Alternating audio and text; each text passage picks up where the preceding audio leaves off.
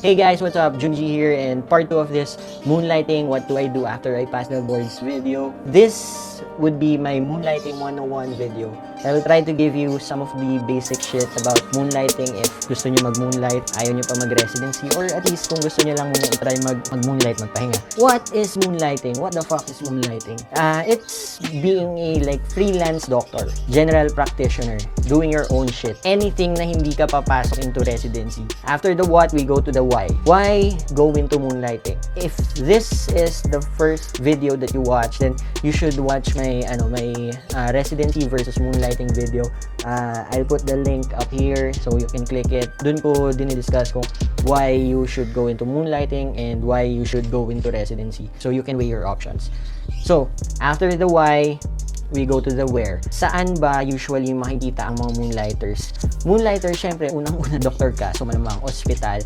Hospitals that doesn't offer mga residency programs, they usually take in moonlighters like mga RODs na tinatawag, residents on duty. Pwede kang nasa ER post sa hospital, pwedeng nasa wards, pwedeng specific, you can be on a IM ward, pwedeng nasa surgery ward ka, pwedeng nasa pedia wards ka lang. Depende. Good thing about moonlighting, you can be very specific kung saan mo lang gustong pumasok. Like, hindi ka pa masyadong confident sa pedia skills mo, then you can go to IM wards lang yung handle mo, or punta ka lang sa ER ka, and then adults lang yung handle mo kapag ka may pedia J-con, ganun. Depende sa setup ng hospital eh. So, other places where you can find moonlighters, OPD clinics, mga outpatient clinics, diagnostic clinics, yan. Minsan may mga consult yan. Tapos, yung mga basic consults, mga annual physical exams, minsan bibigay nila yan sa mga GPs, sa mga nagmo-moonlight. Parang ikaw yung first line. Kapag hindi mo kaya, then you refer up. Then, you can also find moonlighters sa mga school clinics, company clinics, mga DPOs, call centers, mga clinic ng mga ganyan. Ambulance companies, mag-a-ambucon sila. May kasama ng doctor yung ambulance na yun. So, minsan GPs yung mga kasama doon. So, depende kung nasa ang post ka, yung rate ng bayad sa'yo. Iba-iba yan. How? Paano mag-moonlight? By taking a post. Now, may mga groups sa FB, mga opportunities for doctors, Moonlight Bay, ganyan, madami yan. You join those FB groups, and then if may kakilala kang senior mo or magpa-invite ka na lang, and then you join those groups, tapos makakita ka doon ng mga posts. Anyone can post there. Tapos if may mga contact number doon, if you want the post, you contact them, and then kapag nagkaayos kayo, how much or kung saan, you can negotiate kung magkano yung price na, magkano yung PF mo. Like halimbawa, vaccination post, madami yung expected nila na patient, tapos isa ka lang, you can negotiate kung pwedeng itaas yung PF mo or something, ganyan. So, pagka nagkaayos kayo, then you take the post. Usually, lalagay nila doon. Post taken. Taken na yun. Another way of pagkuha ng post pala is through referral from other doctors. Like, halimbawa ako, may dialysis clinic ako na, dialysis unit ako na regular post ko. Halimbawa, hindi ako papasok ng isang araw doon, tapos kailangan ko na magre-relieve sa akin. Siyempre, hahanap ako ng magre-relieve sa akin para hindi naman sila kawawa na mawawalan sila ng doktor. Hahanap ako, tatawag ako sa mga kilala ko, mga kaibigan ko, sino available, sino ganyan, tapos gusto niyo ba i-relieve ako, ganun. And then, if they want, then sasabihin ko lang dun sa dialysis unit na sa mga nurse na hindi po papasok on this day, papalitan po ako nito, siya yung magko-cover sa akin. Tapos, yung PF ko, instead na sa akin pupunta, syempre, sa kanya, dun sa magre-relieve sa akin. Now, a bit controversial. Ano yung usual rates ng mga post? Medyo controversial to kasi wala talagang sinasabi na for certain post, ganito dapat. For certain length amount of time, ganito dapat. Per hour, dapat ganito.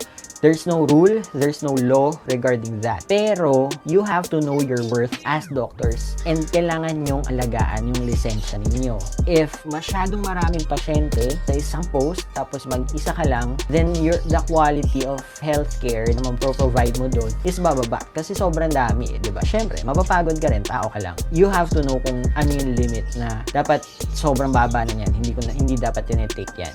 Kulang yan for someone na nag-aral ng 4 years of pre-med for most of us, and then 4 years of medicine, and then a year of internship, tapos ganyan yung sweldo. You have to know kung magkano, and you have to try to avoid taking posts na sobrang baba.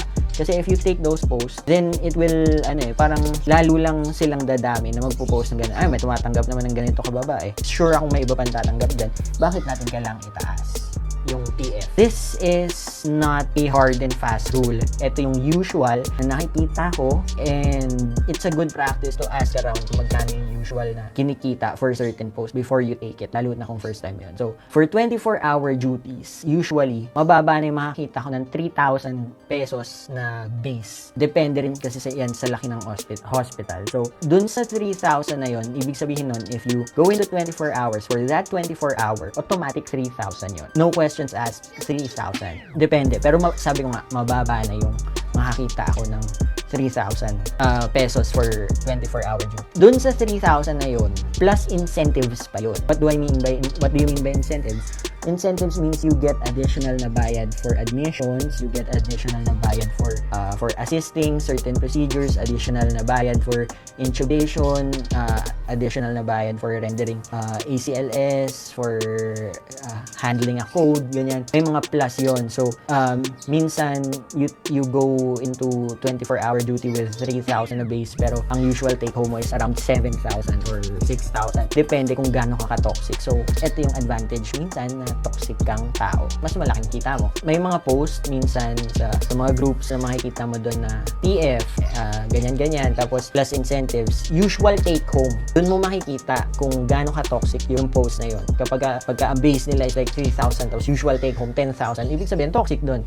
Kasi madaming ginagawang procedure, madaming ginagawang ano. And if kaya mo naman, if okay lang sa'yo, sanay ka naman sa toxic, edi mas maganda, mas malaking kikitain mo. That's for 24-hour duties. For less than 24-hour duties, ito yung usually mga clinics, mga dialysis centers, mga OPD, ganyan. Usually, for an 8-hour clinic, pinaka-lowest na tinanggap ko was 2,000 pesos for an 8-hour clinic. Like, pasok ako ng 8 a.m., uwi ako by 5. Lowest na yung 2,000. Nasa sa'yo na kung tatanggap ka ng ganun. Like, for me, kung hindi naman ganun ka-toxic, kung nakaupo naman ako doon half the time, okay lang yun. Kasi, kumita naman ako ng 2,000. Pero, if 2,000, tapos sobrang daming patients, you have to think twice. Kung worth ba yung ganung karaming patients, ganun mo kapagod for just 2,000. Kasi, merong mga clinic na they offer like 2,000 na base, pero may incentives. Like laboratory incentives, med cert, if magpa-CBC ka, and then the patient nagpa-CBC siya, may 10% ka doon. May mga ganon incentives. Tapos kada med cert mo, like minsan 50 pesos yan. Depende. So, depende yun sa clinic na papasukan mo. So, ayun nga. It's good to ask around if this your first time moonlighting. Tanong ka sa senior mo, sa friend mo, like, fair ba to yung ganitong price for this kind of post? So, kaya mahirap maglagay talaga ng price kung magkano dapat yung PF ng mga nagmo-moonlight. Pero, pinag-uusapan na yan na dapat meron. Kasi, may mga tao na nagsasamantala, lalo na dun sa mga younger physicians na first time nila mag-moonlight, makakita ng 1,000 pesos, masaya na. Pero, it's not fair. Diba? Kasi, sanay ka na nagjo-duty ka na walang pera eh. Walang bayad sa'yo, and then bigla kang magjo-duty, tas parang bigla kang kikita. Yung mga ganun. You have to know your worth as a doctor talaga. And now, 5 main tips regarding moonlighting. Number 1, make sure the terms are clear. Kung ano yung time in and ano yung time out mo. Kung anong oras ka pwede umuwi, anong oras mo kailangan dumating. And then, magkano talaga yung salary, kailan yung cut-off, and kailan yung sweldo. Kasi sometimes, hindi yan 15-30. Like, minsan sasabihin nila, cut-off is 15th of the month. So, kung ilang beses ka nag-duty sa kanila from, halimbawa, sabihin mo ng September, from September 1 to September 15, kung ilang beses ka nag-duty sa kanila, cut-off nun is 15. And then, i-release nila yung sweldo mo by September around 20, minsan, ganun. So, kailangan alam mo kung kailan nila i-release yung sweldo mo. And it's good to have a mobile app para anywhere makikita mo kung pumasok na yung pera mo. You have to know kung kailan ka sweldo and kailan yung cut-off. Second tip is, confirm the post. Wards ka ba? ER ka ba? IM patients lang ba? Surgery patients lang ba yung handle mo? Lahat handle mo? Or kung floater ka lang, taga-type ka lang ng CF4? Kasi yes, Moonlight, merong mga post na CF4 lang. Kada CF4 na magagawa mo, kada abstract na magawa mo, may bayad. And kasi baka pagdating mo doon, alam mo, IM lang, tapos biglang may surgery patient na dumating, kinapahandle din sa'yo. And you have to know kung alin lang talaga yun sa'yo. Kasi you're paid for just that. If may pagagawa sa'yong iba, maybe you should be paid more. Number 3 is be good to nurses and fellow doctors. Why? Kasi when you're good to them and mapansin nila na okay ka sa doctor, magaling ka mag-manage, magaling ka makisama, mabait ka, pagka nagkaroon ulit ng vacancy on that hospital, on that clinic, they'll contact you again. Hindi lahat ng open na post inilalagay sa Facebook groups. Yung iba doon, before nila ilagay sa Facebook groups, kinokontak muna nila yung mga doctors na gusto nilang nagre-relieve sa kanila. And then, kapag na-contact na nila yon, walang pwede, saka lang nila ipopost. So, if they like you, isa ka dun sa mga una nila ipo-contact for certain posts. Number 4 is, it connects with number 3 is, leave your contact number. Like, if this is your first time at a certain clinic and parang gusto mo yung vibe ng clinic, okay lang, di masyadong toxic, maganda naman yung bayad, iwan mo sa kanila yung contact number mo. Ma'am, text niyo po ako kapag kailangan niyo po ulit ng reliever. Tingnan natin kung pwede ako. Ayun, isa ka na dun sa mga una nila ite-text bago lumabas yung vacancy nila dun sa groups. Kasi once nasa groups na yan, anyone from anywhere can take that post. And then number 5, my last tip for this video is, keep a calendar kung saan ka nagjo-duty, saan yung schedule na nakuha mo, saan ka next, para hindi mo makakalimutan na baka may tinanggap ka ng post for a certain day and then may nag-offer tapos tinanggap mo pa ulit. So ngayon, pipili ka lang ng isa, may problema ka ngayon.